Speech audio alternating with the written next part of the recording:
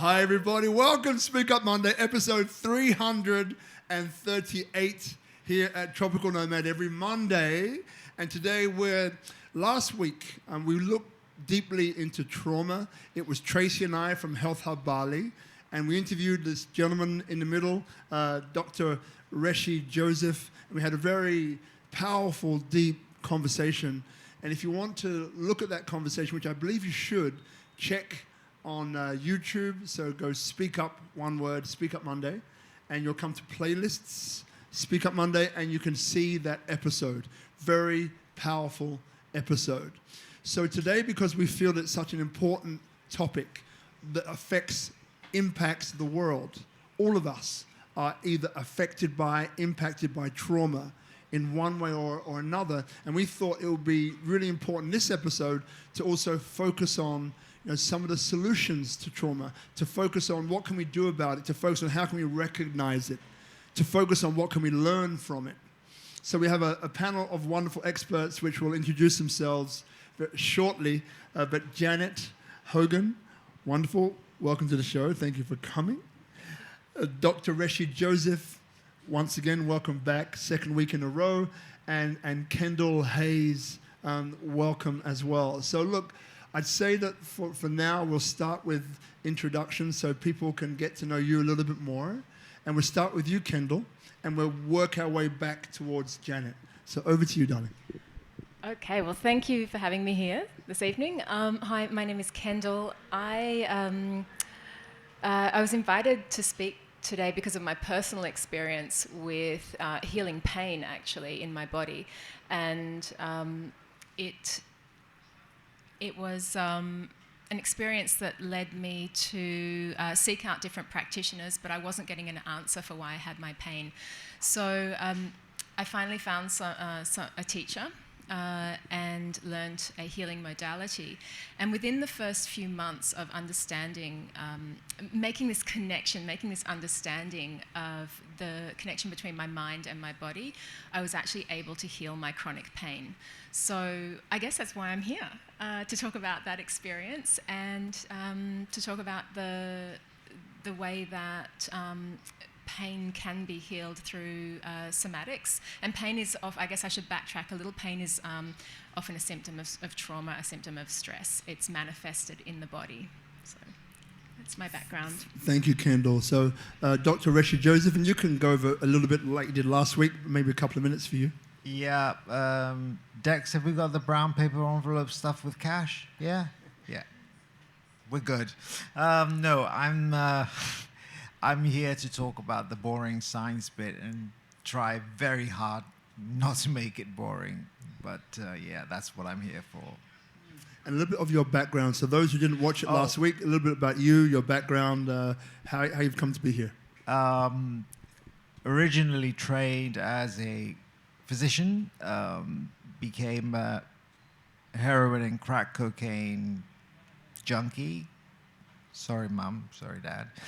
On the streets of London, retrained as a psychologist, and I'm now a trauma specialist.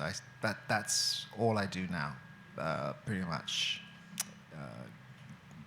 Yeah. And you've recently become an author, so please let us know what the book is.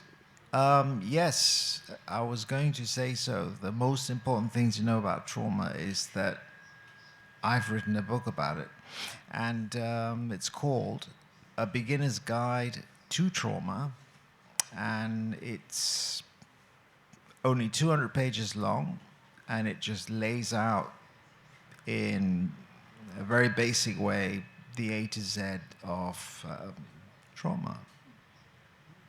Thank you. And if you'd pass that microphone to Janet.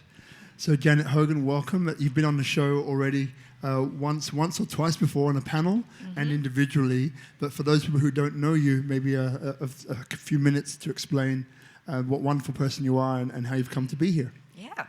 Thank you. Delighted to be here with such wonderful company. So my background actually isn't so much in psychology per se, but advertising. And I've always been really fascinated to understand what makes people do what they do, or more particular, more particularly why they don't do what they want to do. Why do so many of us live lives of quiet despair? Why do we disappoint ourselves and not become that great human that we thought we would when we were little? What happens?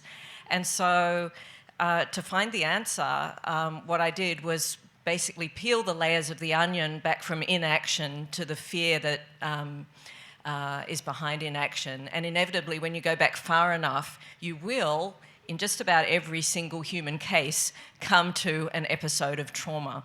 So I love the fact that it can be such a directional journey, that if we understand the gift of trauma is partly in just acknowledging and identifying it, then we actually have something very tangible to work to so that we can solve the puzzle of ourselves and grow from that and become someone who is big enough to give back to the world and also receive. And so that's why I do what I do. And let us know a little bit about the Fifth Door that you also created, founded. Yeah. So I have a program called The Fifth Door. I won't go into all the 5 doors right now, but suffice to say that there is a fifth door, a fifth option, which is when you've resolved your trauma and you essentially get out of your own way, that's when you can start growing up and showing up and making a contribution to the world, not coming from self-sacrifice, but from doing what you really want to do. But there's work to be done before we can cross that threshold, so that's what I help people do. Thank you very much. So look, what we'll do, we'll start the questions off. So you know, the first question, and by the way, Health Hub Bali, Tracy, this is a Health Hub Bali collaboration with SpeakuP Monday, and I think this is number 10 of our panel discussions, and we'll get into what Health Hub Bali is a little bit later on. But the first question, maybe to you, Reshie, what is trauma, the science behind it, and the connection between trauma and disease? So what is trauma, the science behind it, and the connection between trauma and disease? Okay, this is actually a surprisingly easy question to answer. If we look at the word itself, the word trauma comes from ancient Greece. And the ancient Greeks called it traumatikos, which simply means injury or wound. And the ancient Greeks, like all ancient cultures, did not differentiate between the body and the mind. You know, if you went to Hippocrates or to Galen and you said, I've got a pain in my knee, he would ask you about your diet and your relationship with your wife. That's just what they did. From China to, Europe. So that's, in essence, what trauma is. It is an unhealed wound, right? So if, let's say, the lovely Kendall over here were to break her leg on the very finely built Brawa Canggu bypass, say, what would she do? What would she do? She'd go to a doctor. He'd take an X-ray. He'd identify that there's a fracture. Set the bone, plaster it. 6 weeks, check it again, make sure it's healed, take the plaster off, and the wound's been treated. The trouble is with emotional trauma is we don't have X-rays for that, and we don't have MRI scans for that. And we don't really have blood tests for that either, although we're kind of getting closer. They don't tend to show up on X-rays. So what you have are people, some of whom are very, very injured, and in tremendous amount of pain, who don't realize that they're tremendously injured and are wondering where the devil's all this pain coming from. Yeah, and there are 5 sort of broad clues that tell you that this injury has happened to you. The first is exposure to 3 different types of events. The first is an overtly life-threatening event, like what's happening in the Ukraine, what's happening in Afghanistan, which I've personally worked with. Horrific stuff, just horrific. So that's the overtly. The second is what we call small t, but whilst it's not overtly threatening, when you contextualize it, you'll see why it is. So, for example, if you're 2 hours late picking up Robert, he'll probably just punch you in the face and say, be on time next time. But if you were 2 hours late picking up a 4-year-old child, that little boy will be hysterical. His whole world will have crashed. He doesn't have the cognitive apparatus to say, mum's stuck on the bypass and she's just late, whatever. So in that context, that's trauma.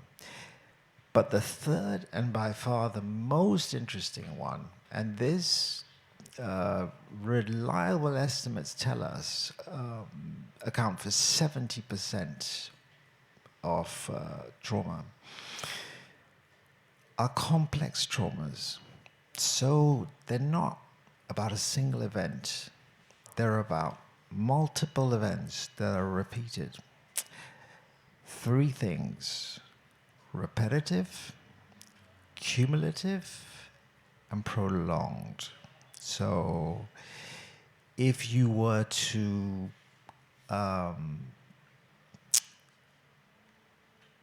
use a racial slur on someone, you do it once. Hurts, but does it cause trauma? Probably not. But what if we did it to you every single day and you're a child? Every single day. Repeat it over a prolonged period of time. The cumulative effects of that is exactly the same as the guy who comes back from Iraq and Afghanistan. Exactly the same constellation of symptoms. So that's the first. The second is avoidance. This is the reason why people who've had very bad car accidents where they've lost loved ones will go 3 blocks this way, 3 blocks that way, 3 blocks that way to avoid where the accident took place, But avoidance can be in relationships, it can be in many different ways. Third is changes in arousal. And when I say arousal, I don't mean sexual. I mean the fight or flight response. The person feels permanently threatened. I often say that the traumatized brain searches for safety in pathological ways. Mine certainly did. And you can have the next constellation of symptoms: intrusive recollecting, nightmares, flashbacks, incredibly excessive ruminations, that just go round and round and round in your head. The number of people I've had who've come to me and just said, "Doctor, can you just change my brain so that this thing will stop talking to me," and just, yeah, that's another one. And then the 5th one is the belief system. A person's belief system in themselves essentially collapses. And I'm not talking about the surface beliefs, I'm talking about the core, right? Beck's cognitive triad collapses. And in a very peculiar way, I don't know why this is. Well, I'm sure we know, but I just haven't done my homework, but it seems to be connected to the future. Very negative by the other two, but particularly about the very, very bleak, very negative about a good future and, finding a partner and, living a good life. They can't bring themselves to do that. And then the final symptom, which is where these two ladies know way, way, way more than I do, which is perhaps the most important, the most difficult, and the most distressing of all symptoms are the somatoform symptoms. Soma being the Latin word for body.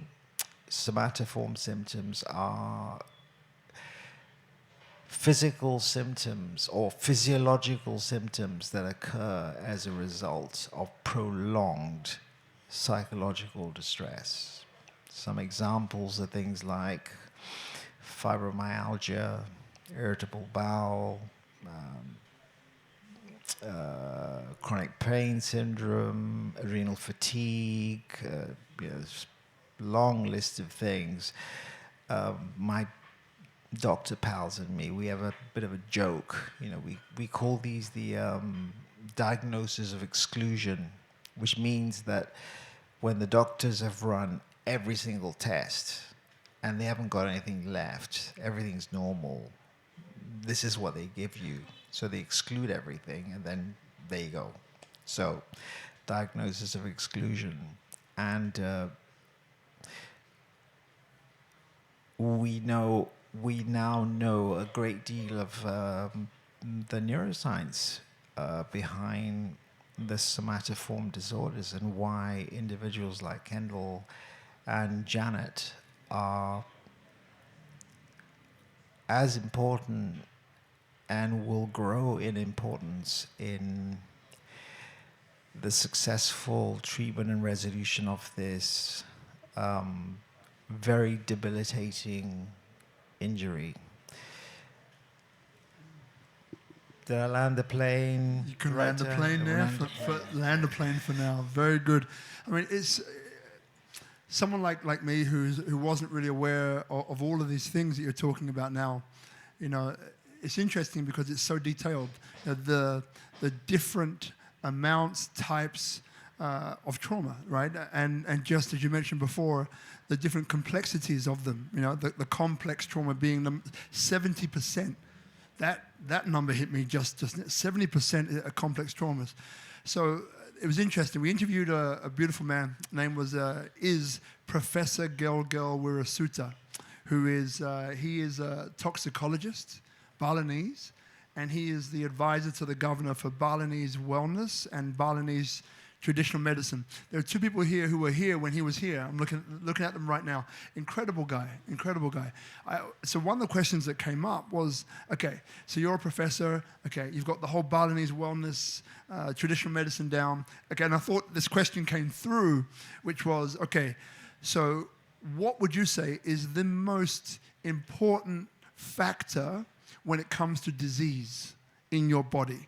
Now, not that I was trying to answer for him, but I was thinking, the answer that he'll probably say might be to do with Balinese traditional wellness or Balinese traditional medicine. We're in Bali. No. His answer was, if I had to choose one thing, it's how we think. It's how we think. Yeah. And now, the question was the connection between trauma and disease and how we think. And your body keeps a score. Absolutely, it does. It does. And I think I want to adumbrate this a little because I get asked all the time, what is this?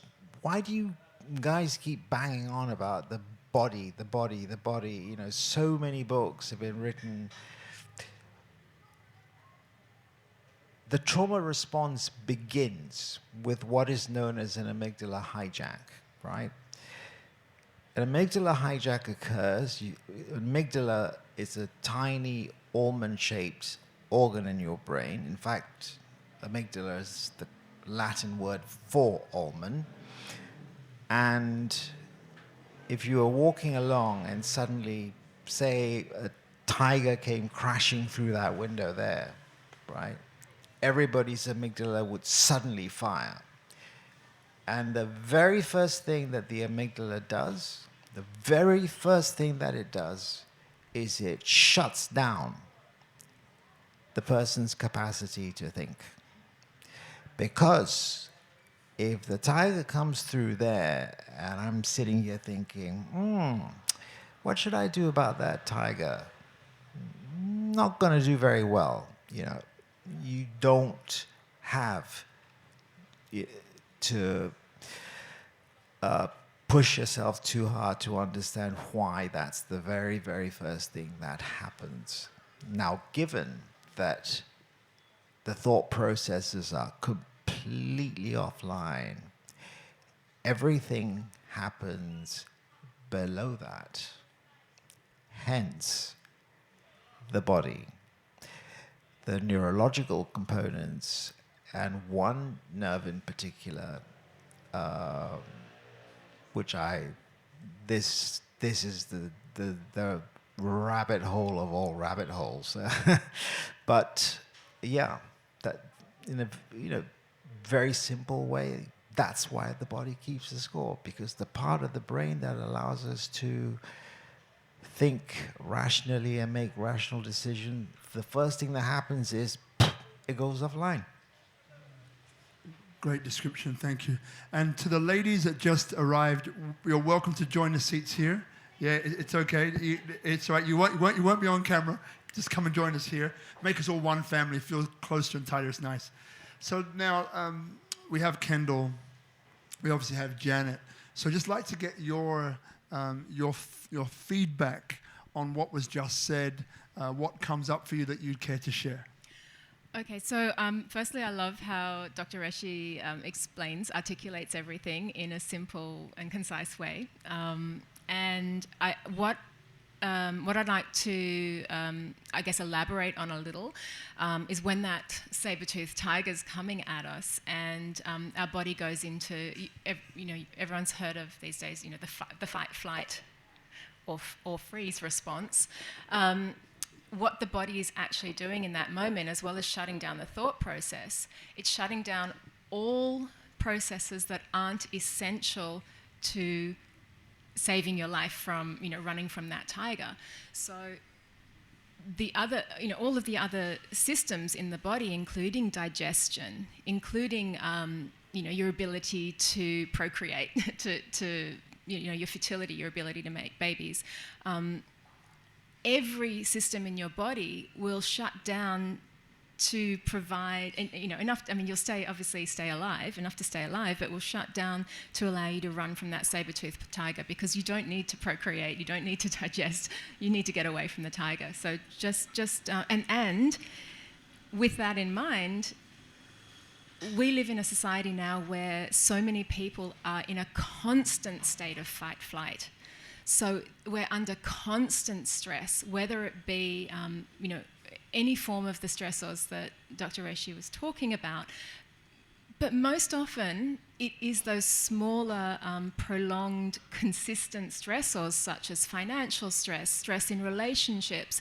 When our body is experiencing those stressors, no wonder we have digestive issues, no wonder we have skin problems. This is what disease is. Disease comes from that stress, from being in a constant state of fight, flight. Thank you. Sorry, just to jump in and add, just to a beautifully elegant answer about the. I noticed that the tiger had gone from a tiger to a saber-toothed tiger. It seems to be getting bigger and bigger. Much more stressful. It's going to be a mammoth in a bit. But anyway, so let's do this, all right? Let's say the tiger really comes through that thing, bang, crashes in here. Okay, what's going to happen? Well, I know what Robert's going to do.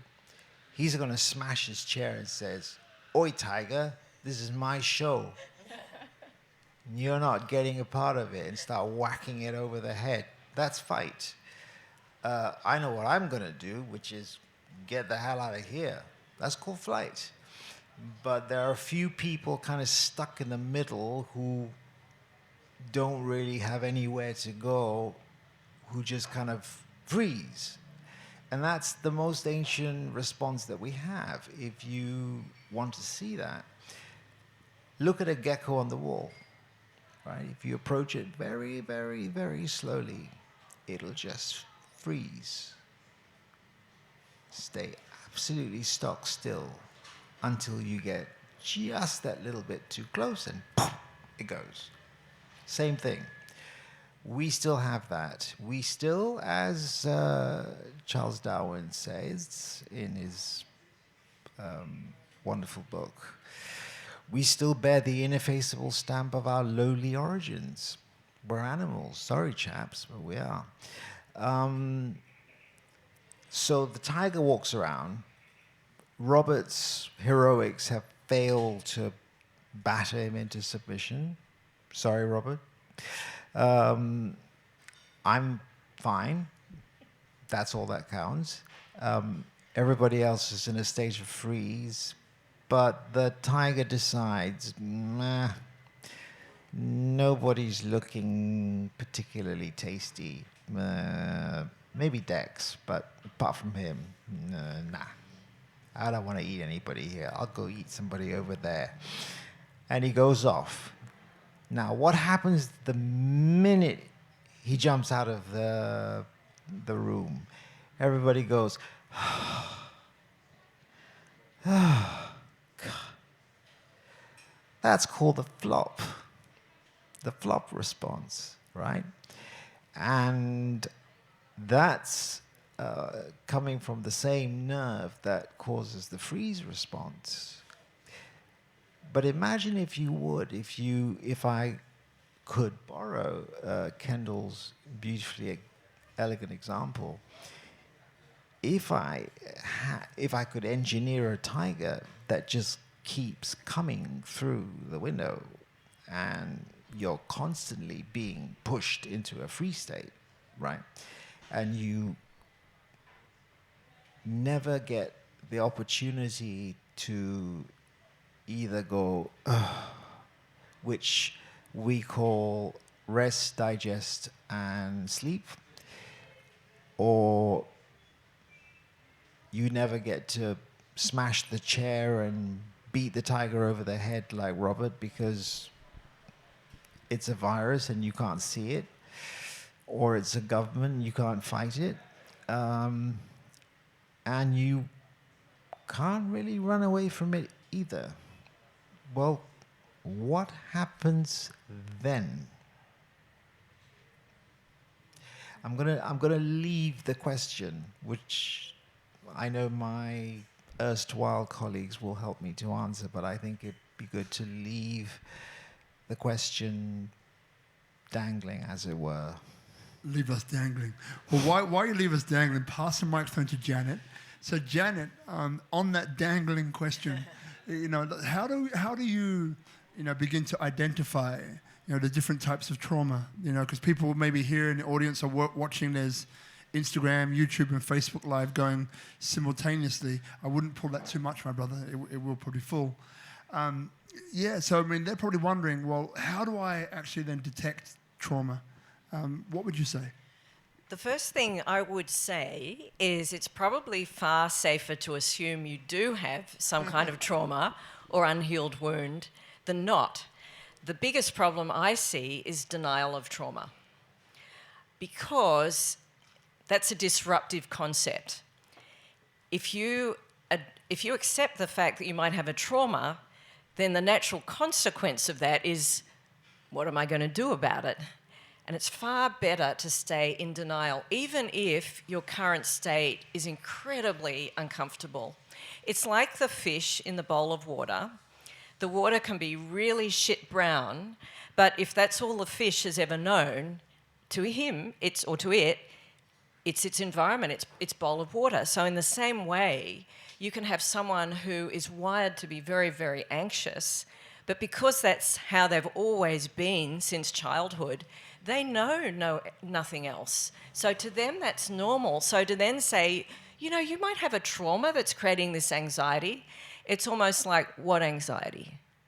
So this is the issue for me, is helping people understand or assume that there's a trauma and not to feel shame around that, because there's a stigma around trauma. So I think the more you and people like you speak about how normal it is, to the point where I would say it's probably universal. In fact, I don't think I've ever met anyone who hasn't been traumatized. Then what happens is we start to reframe it. And instead of seeing it as something bad to be run away from, we start to understand that trauma is part of the human condition. And so if it's part of the human condition, that then begs the question, why? Why are we traumatized to a far greater extent than most other species? Most other species, you know, if they're confronted by a tiger, like if it's a deer, it will experience that shock and then it will shake it off. It will know how to get it out of its somatic system. We humans don't have that common sense or wiring, if you like. So we're constantly storing more trauma and making our situation worse. So if that's our condition, and that ultimately is what stops us fully evolving and being who we are capable of being, then the invitation and my vision for the world, if I was to change one thing about the world, it would be to welcome trauma and the pain that comes from it as the invitation to grow, to actually, rather than run away from the pain as we've been conditioned, to go through the pain and see that as our doorway to a bigger, more exciting, more fun life. Beautiful, Janet. Kendall, treatment, right? So we've identified trauma, I think, really well. Dr. Reshie did a great job, and all of you did at just this defining what trauma is. I think we're very clear. So when it comes to treatment, though, you know, how do you treat something like trauma? Like, how do you treat it in what you do in your practice and what Kendall does? Okay, so one thing that I'm also really excited about is, as Janet spoke to, is that it's becoming a conversation. It's becoming a conversation that's getting more and more normalized, and there are so many opportunities now for people to take part in exercises, retreats, courses, work with practitioners, and there are so many different there's so much, you know, somatic work out there now, again, that's being normalized. So, for example, breath work, TRE, trauma release, different yoga therapies. It's all moving the body, moving the breath in a way that helps to release the stored stress. So in the work that I studied, which is called the spinal flow technique, that was developed by a friend of mine who is a doctor of chiropractics. So it's all about releasing the stress from the nervous system. First, identifying what stressors are held in the nervous system. We work with the three main stressors being physical stress, chemical stress, and emotional stress. So, you know, for me, I believe it's important to work, it's easier to work with a body that isn't storing chemical stress.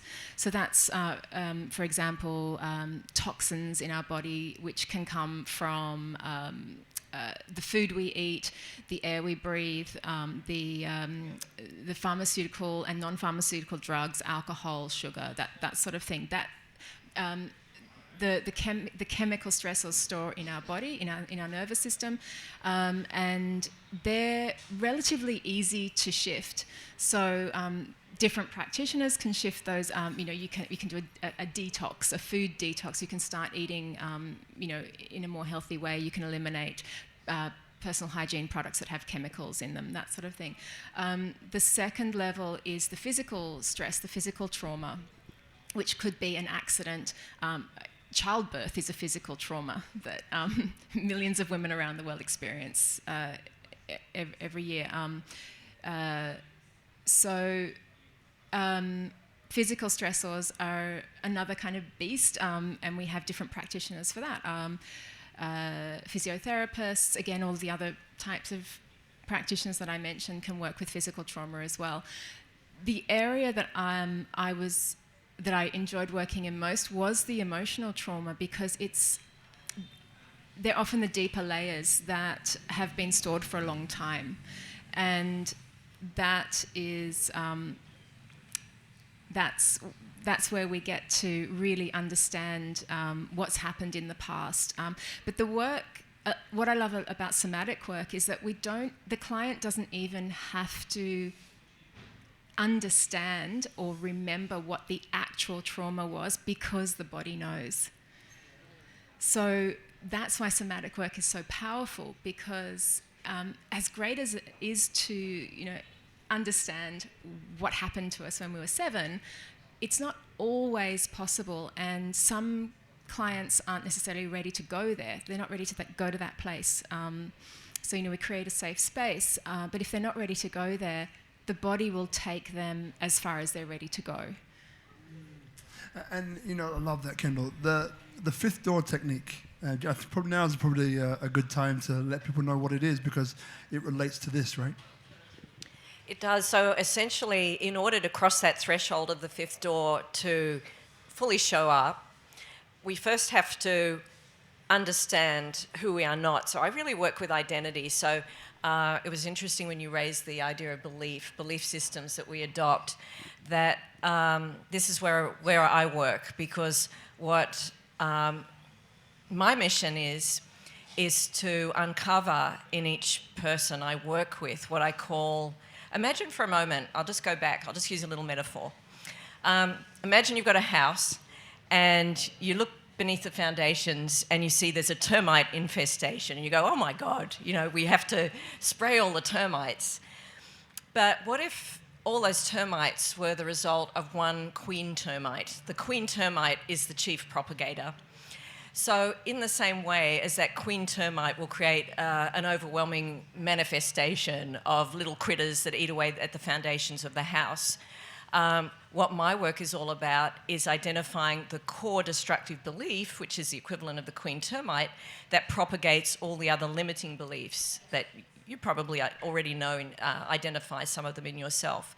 So this concept that there is one core belief that sits at the foundation of the self that undermines our future success.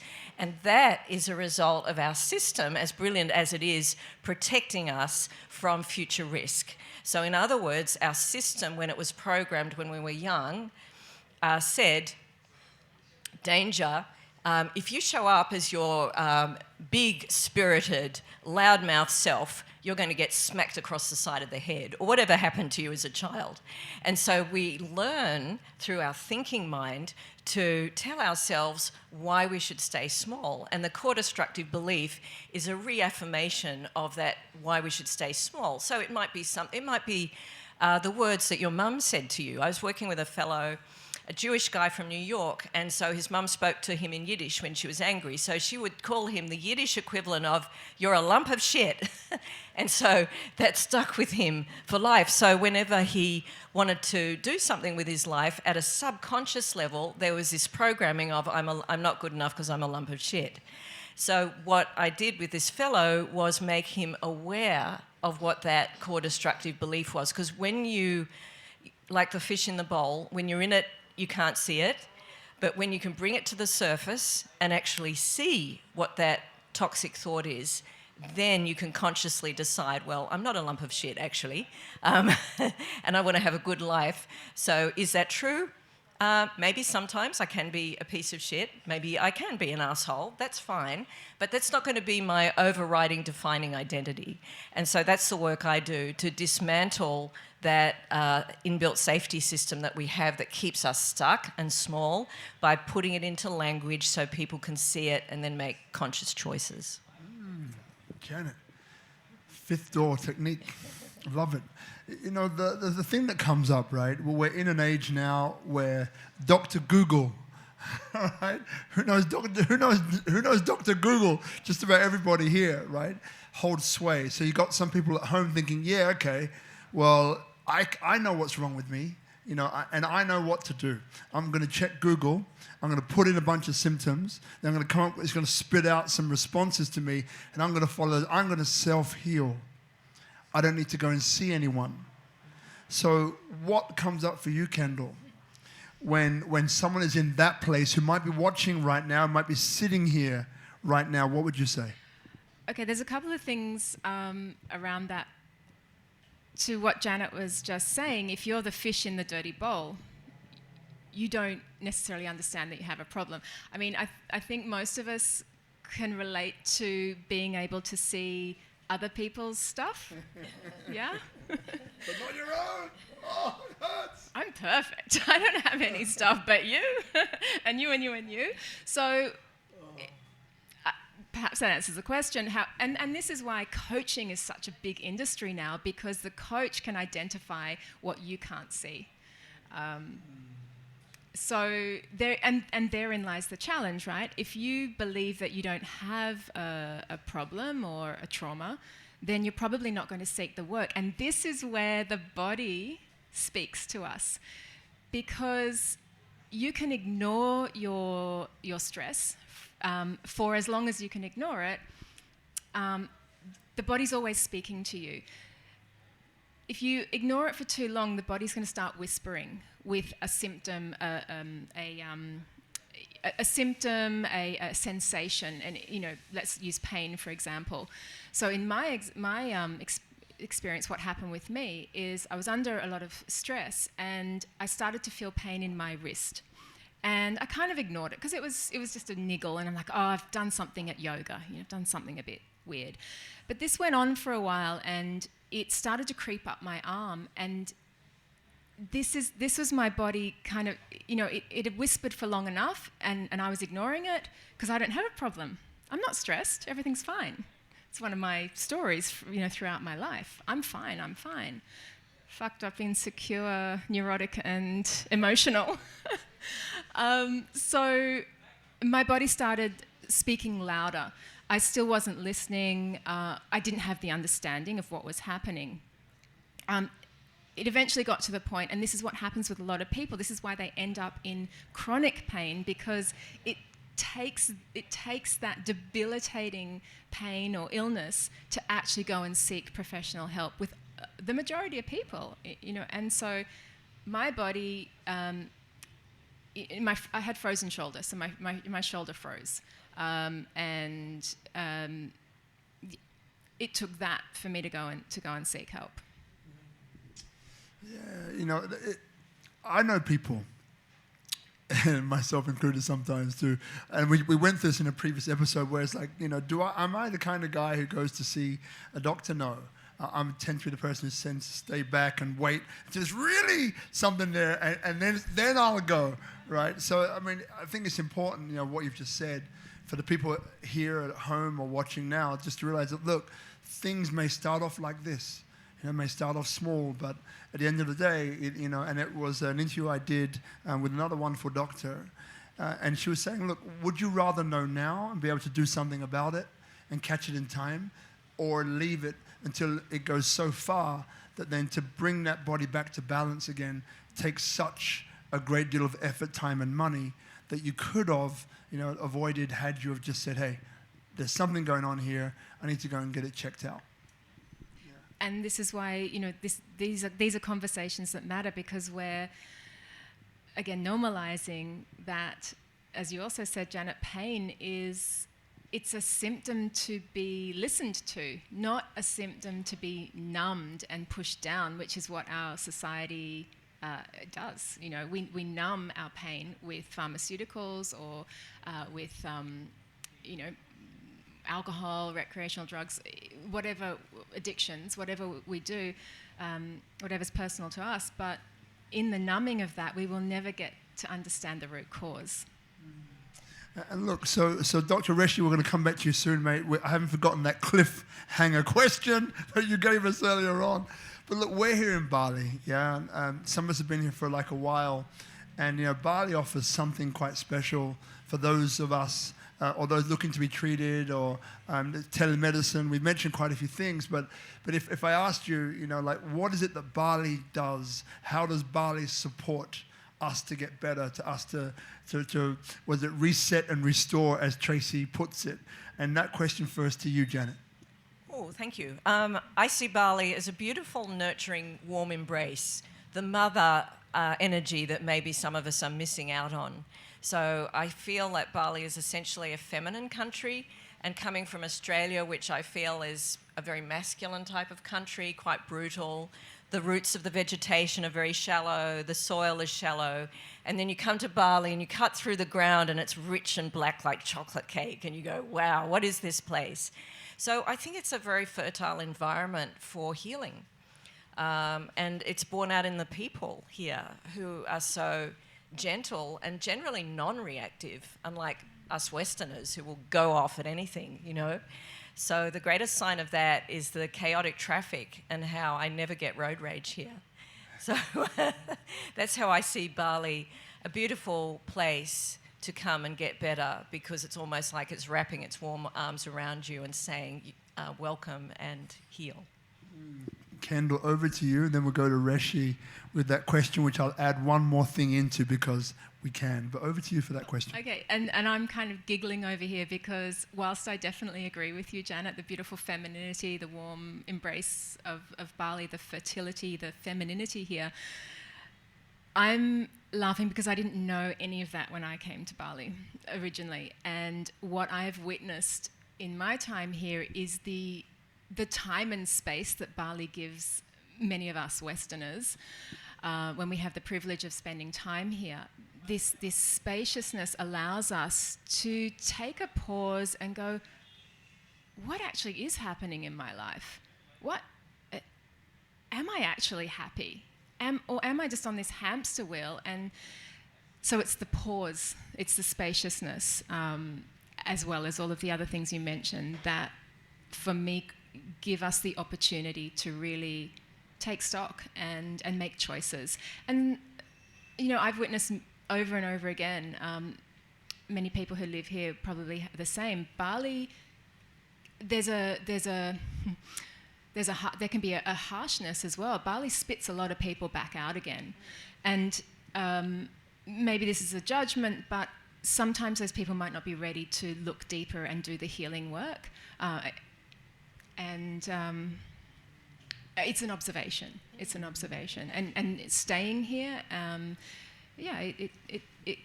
there's time and space to bring a lot up. Yeah, it heightens. I think it heightens things, doesn't it? Yeah, it's harder to paper over them over here.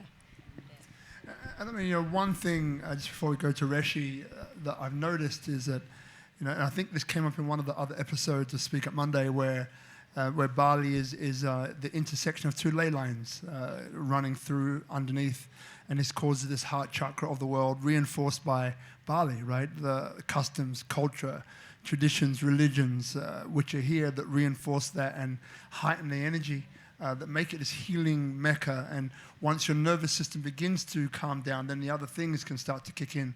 All the things that we do, and then what I do from a tourism perspective as an architect for tourism is we look at health tourism. So we see that there's wellness tourism, which is kind of underpinning everything in a way. We have medical tourism that Bali is not at this point in time, but will be in the future. And then we have this health tourism, this bridge the gap between the two using science. And this is obviously where Health Hub Bali comes into it, right? And the work that Tracy's doing, the work that we're all part of, one way or another. We're all disciples of Health Hub Bali and this incredible platform. But what would you say, are the programs here that can support, better health? If I ask you that, maybe Janet, and then you, and then we will go to Reshie afterwards. Vis-a-vis Health Hub Bali?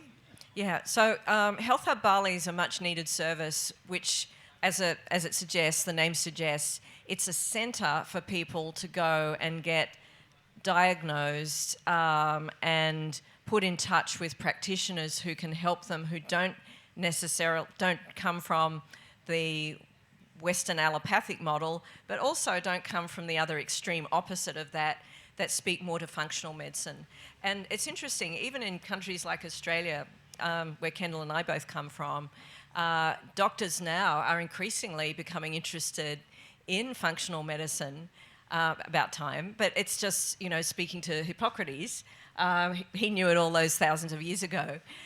We're starting to relearn it. So the invitation really with Bali is to be that bridge between the two, and that's what Health Hub Bali represents. So understanding that, what's the figure? Something like 70% of our physical symptoms you can probably trace back to some kind of trauma. So on that basis, it's looking at the whole person. And so Tracy, who runs Health Hub Bali, has amassed a very interesting library of practitioners, and she can pretty much very intuitively look at you, talk to you and say, you probably should see this person, and this person in this particular order. And that's a service that I think is absolutely essential, and one that's going to just become more and more popular as people see that there's a lot more to being well than physical health.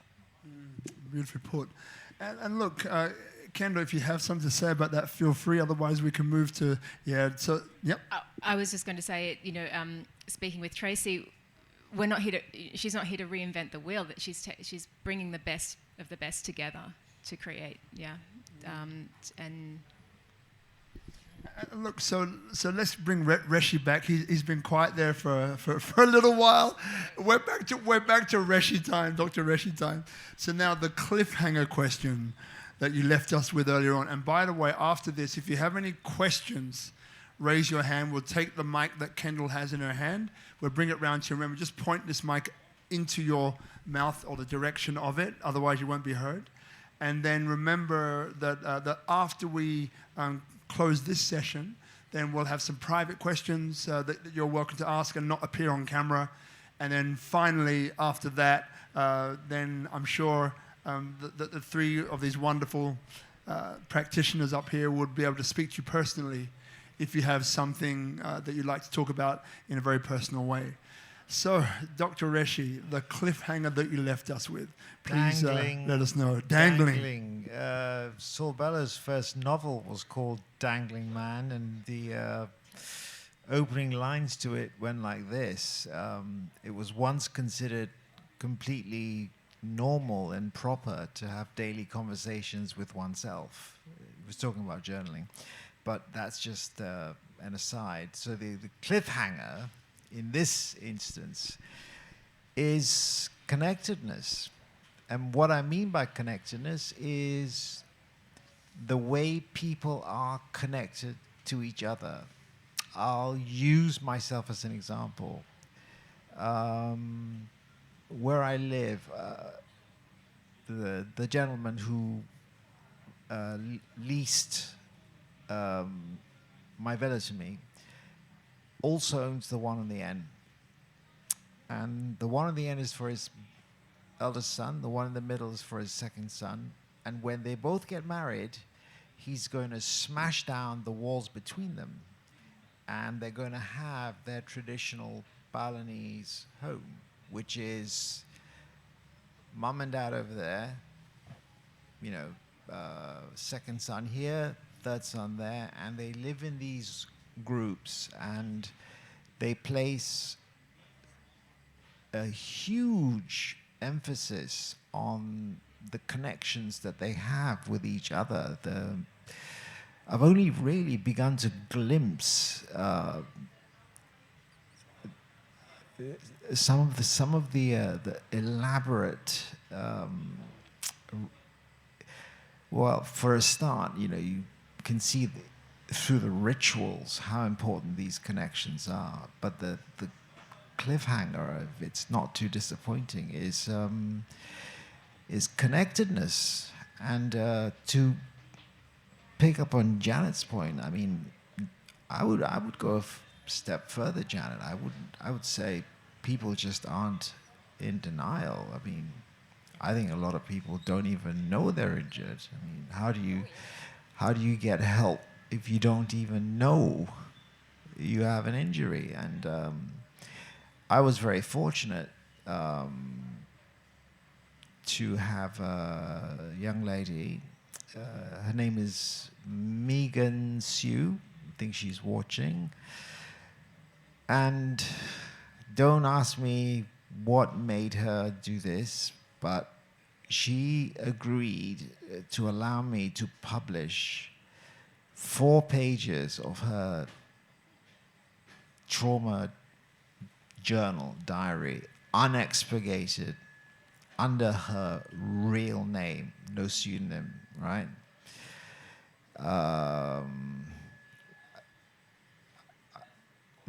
I mean, this is a nauseatingly Dickensian document, so it says something about this young lady. She's only, she just got married, so congratulations to yourself and the lovely Hakim. But when she was young, she was humiliated and starved by her mother for about 500 days.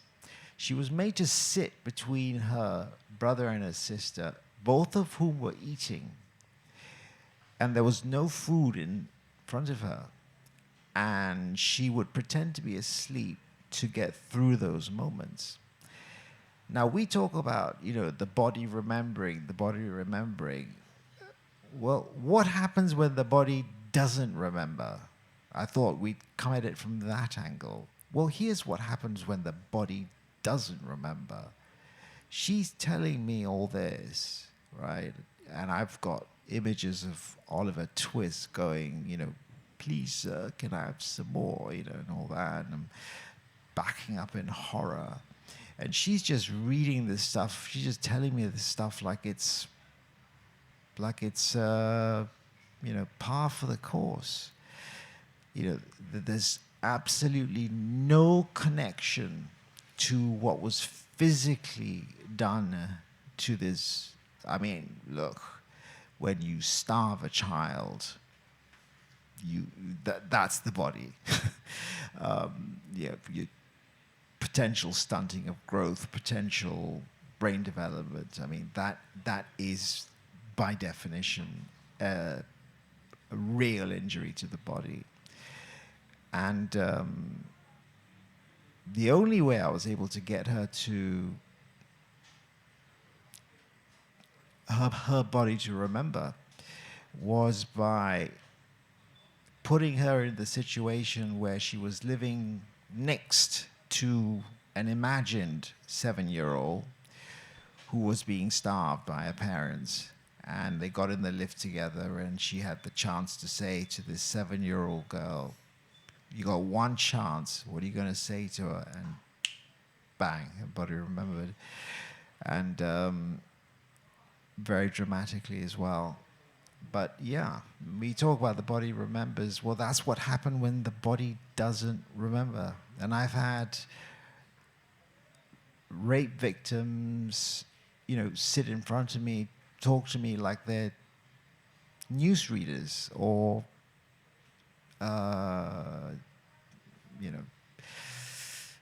journalists. It's like it happened to somebody else. And, the three of us are backing up in horror at some of the stuff that's happening. And the disconnect is so powerful. It's so I don't even have the right word for it. I don't think it's really very difficult to adumbrate properly how discombobulating it is to see someone so disconnected from something so horrific. I mean, you were starved for 500 days and you don't have any feelings about it. What?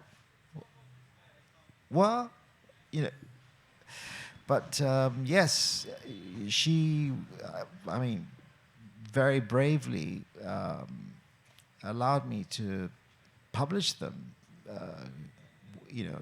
and I gave the editors specific instructions that not a single word was to be edited. People don't write perfect English in their diaries, right? They scratches and, all that. Leave it all in. want it to look like a real, it is a real diary. And I think that middle section is a perfect example of what happens when the body does not remember, which is why what these two amazing women do is so important, and increasingly so, I think. Well done. Beautiful. Landed the plane. Land your plane there. So now what we're going to do, if you have any questions, Ayu will bring this mic around. So if we pass that mic to Ayu, okay, and then she'll take that away. And then Reshie, if you can give your microphone to Kendall, who is about to drink. Great timing, I know. So now Kendall, you were nodding your head then as he was talking. So there's something that you want to say to this. Feel free. And remember, those who have questions, think about what it is, and after Kendall, you can happily ask. Okay, so that disconnection can also be called disassociation, and it is a way that the human manages to continue to live in society, because if they were remembering that, if they had the emotion attached to the memory of that event, that trauma, they probably wouldn't be functioning in society. So it's the way we keep ourselves safe often, is the dissociation, which is the work that the somatic work brings the mind back into the body so that it can heal. And until, I've worked with so many people who, because the technique that I use is a hands-on modality, I've been taught to feel the different stressors in the body. And some people that I've worked with, I feel nothing because they are not there. They are dissociated from their body. Even giving them instructions to breathe into, an area of their spine that I might be gently touching, nothing happens because they are so disconnected from their body that they don't even understand what it means or feels like to breathe into that area. So yeah, there's that disconnection. Sometimes the only way to understand that there's deep trauma is to wait for the hard evidence. So one group of people I work with are what we call estranged mothers of adult children. So these are women whose adult children have said, "Mum, I don't want to know about you." And maybe they haven't even said that, they've just gone silent. And so sometimes we have to wait until we are in such a place of emotional pain that we have no choice but to do something about it, because it's either like check out totally permanently or do something, because there is so much pain associated around this particular life situation. So usually where you find a lot of shame, you'll find a lot of emotional pain. And one of the things I've realised that is a terrific first address for this is to create a community of people who all experience the same brand of pain.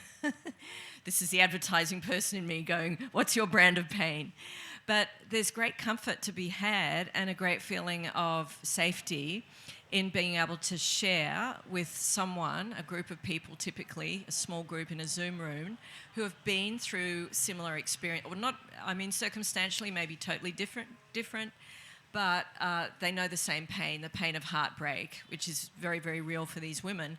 And so that's what I've noticed is an amazing healing strategy, just to bring these people into a room together and share in a process that we just call deep listening what's going on for them, with no one commenting or judging, and just bringing them back to a place of where they feel normal and heard and, not so alone, because isolation, disconnection is the great human disease, I think, that we're fighting.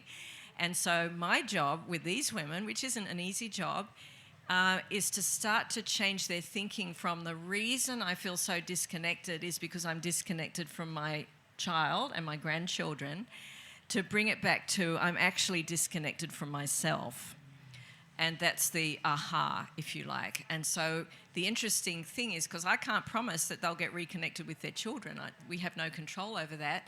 But I will say that when you start to own your pain and understand the trauma and the shadow presence that's keeping you small and stuck, and you can start to let that go and just step into the freedom of being your true self, if your children are going to come back into your life, it's probably more likely when you're in a state of wholeness and peace and calm rather than when you're being your normal neurotic self. So that's the strategy. Will, if there's no questions, we'll begin to bring the session to a close, and we'll come to the private questions, which I know that people, I'm sensing people want to ask. So I grew up, everyone has a story. I grew up for 18 years in 2 children's homes in London, from 6 months to age of 18. All the colours of the rainbow, all the isms, racism, sexism, classism, all of that good stuff. And it was interesting because I met my dad again, or how long ago, maybe 15 years ago. It was from the other side, though. It was, so all the work which I did, including the forum that Kendall and I connect on that level as well, was I was able to be with him in his space and say, look, whatever you did is the best that you knew with what you knew at the time. And since that time, all the things which I've done, I hold no ill will toward you. Actually, I embrace you, right, with open arms. But it's interesting because the other side of trauma, when you come to terms with it, is love. Yeah, that's the gift. And that's the gift. Ooh. Glad you brought that up. Ooh. That's beautifully put, Robert. I was just talking about this with a client today who, usually when they come in, they're furious at their parents, the ones with childhood trauma. And to get to the point where they've done enough of their own healing and they can look past their parents' behavior, and the parents didn't behave well, let's be honest, but they can look past their parents' behavior and they can see the pain behind it that drove it. And that is that's therapy that takes it to the next level. And it's a very special moment when that happens in therapy. Doesn't happen regularly enough for me anyway, but it's a very, very important moment. And if I could, just as a final taxi, plane's already landed, I'd like to maybe give some scientific rigor to the subject of somatics, because when I spoke to some of my my friends, they tend to come from the medical fraternity, the psychological fraternity. By the way, here's a tip: if you want to make any psychologist squirm, just say "Little Albert" and watch him squirm.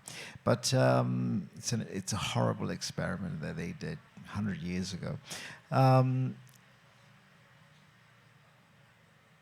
What we've discovered is that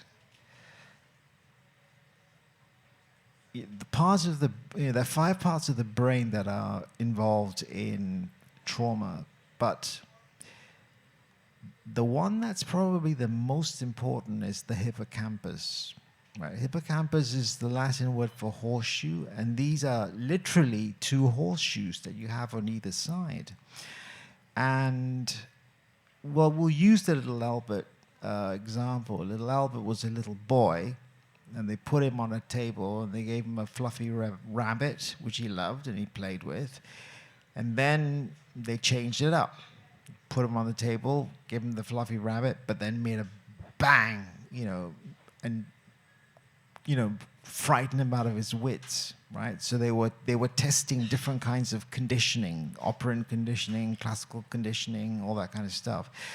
So little Albert went from loving fluffy little rabbits to being absolutely terrified of him, and it went on for his whole life. I mean, he was terrified of cotton balls and just the damage we did to that boy, that man. It's just, I mean, I'd like to see the ethics committee that approves that one today. But if little Albert, if the process had occurred properly, this is what would have happened. Little Albert would have been able to say to himself, when I go into that building with Mummy and see those people in the white coats, that's when I don't like little fluffy rabbits. But little fluffy rabbits everywhere else are great. The trouble with trauma is that contextualization is completely lost. It's fluffy rabbit, dangerous, run away, or smack them on the head. That's all there is, right? So that contextualization gets lost. Now, what somatic therapies do is they allow the brain to recontextualize through, the brain loves novel movements, right? And if you look at most somatic methods, whether it's Peter Levine's somatic experiencing, whether it's the work that Janet does or the work that Kendall does, all of them, the one thing they have in common is they all involve novel movements. The brain loves novel movements. And it is through those novel movements that these hard walls that are built around these memories, So, for example, why do we have these hard walls around memories? Well, if you meet a tiger in the jungle, there is no, is it safe or isn't it safe? It's not safe. Run, right? And it builds a hard wall around that. There's no if, but, or maybe. And what somatic therapy does through novel movements is it starts breaking that hard wall that was set up for defensive purposes,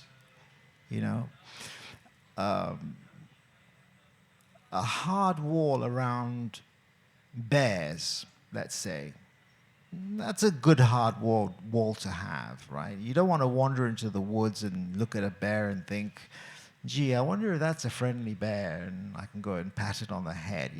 You don't want to be doing that, right? You want a hard, solid wall around that one that goes, run, okay?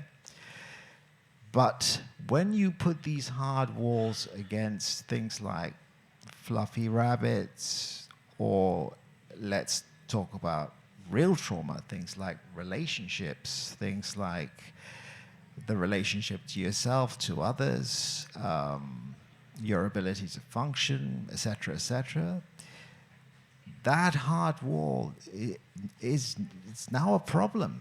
It's a real problem.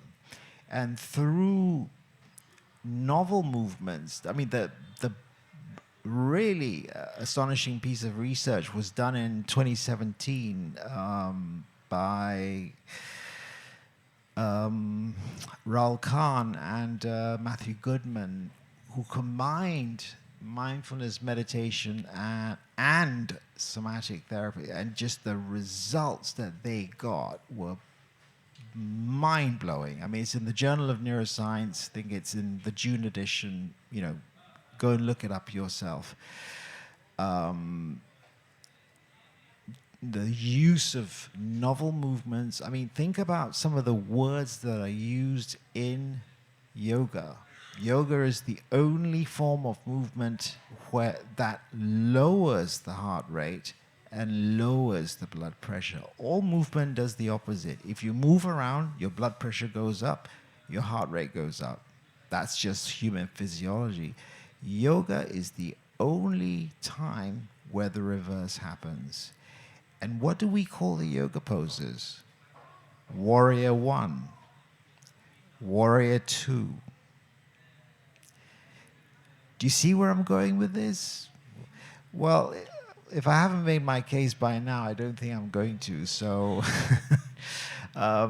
yeah, I just wanted to bring some hard science because I'm sick to the back teeth with the snide remarks that I get from people who are friends of mine going, "Oh, it's that, you know, are you talking to those woo-woo people again?" You know, kind of thing. And so I'd Thank you. like to give them a bit of a black eye if I can. Well, on that note, your plane has landed. You have taxied. Please pass the microphone to Kendall. Now, look, just want to say, we're going to draw this one to a close. I know we have some private questions. I sense it from people here. So all I want to just add to this is that, so Health Hub Bali, Tracy, who was here last week, not here this week. She's probably watching this. Hello, Tracy. And every Tuesday, so in Pereira, Health Hub Bali, they have these wonderful talks that go deep into these sorts of topics, deep into these sorts of subjects. And that's where I think a lot of you would get even more value. So Health Hub Bali is on Instagram, Facebook, and they're based in Pereira here in Bali. So please feel free to look them up, check us out, and come on in. I just want to thank Kendall. I want to thank Dr. Reshie, Janet, for being part of this panel and giving your heart, your soul, love your stories. They do go on, but they're great stories. And they have incredible meaning. And this whole part about how do we, use science to back up these sorts of modalities that people before have pushed to the side, I think is the key of everything that you say. You are integrating science with whole health in a way that I think is unique and beautiful, man. So I appreciate you, Kendall. Thank you, and I'd just quickly like to add that the Western health model isn't working a lot of the time. So for your colleagues who are, it's kind of, if you want to poke the bear a little, so how's it working for you? How's that working for your clients? And look at how the work that some of the somatic practitioners are achieving, the results they're achieving. How's that working for them? It's the proof is in the results. And then last words, Dr. Reshie, very short yes, and sweet. I could always do with a few more enemies. Most people remember their first love. I remember my first hate, my first enemy. So I can always do with a few more enemies, and poke the bear a little more. But no, what I think I want to say is that, in addition to what I had to say, I hope, and I would have to vouchsafe this really in the safekeeping of my two colleagues here, that I've backed them up with my particular brand of knowledge, backed up their very important work. And I hope I've done my duty in that regard, but I will have to, as I've said, I have to vouchsafe that in their safekeeping. So now, if you pass this on to Janet, any final words for you, my dear, of any description? Up to you. Yeah, I'd just like to say that I was very scared of doing any type of inner work for myself. I was terrified that if I dug beneath the surface, there'd be nothing there, because my core destructive belief was I'm an empty shell. And interestingly, when you crack open that false belief, the false identity, what is always inevitably revealed is a whole human. And if you can find that part of you, then you realize all the other stuff, we turn it into such a big deal, and it's just not. It's actually the freedom of finding your true self beneath all the layers, and all the false thoughts. In other words, becoming the fish, not the dirty water that it's swimming in. The freedom of that is just so wonderful. So it's my personal hope for humanity that we normalise healing trauma so that it becomes part of our programming for life in a way that we might go to the dentist now and see that as totally normal, that backwashing our mind like a, dirty water is seen as just as normal and part of being a sane, fulfilled and whole human. Love that. Now, everyone, we'll begin to close up now. So you've been watching Health Hub Bali, a collaboration with SpeakuP Monday. It's called The Future of Health, and usually it's the first Monday of every month. That we thought this was incredibly important, so we doubled it up. And these are conversations that matter, 2023. So thank you for watching. We look forward to seeing you next week. Come and join us here in the studio audience at Tropical Nomad. Next week, we're back to blockchain, that once a month with Bruno Calabretta, who's pulled together some incredible leaders within the blockchain Web3 community here in Bali. Look forward to seeing you then. Bye for now. Thank you, everybody.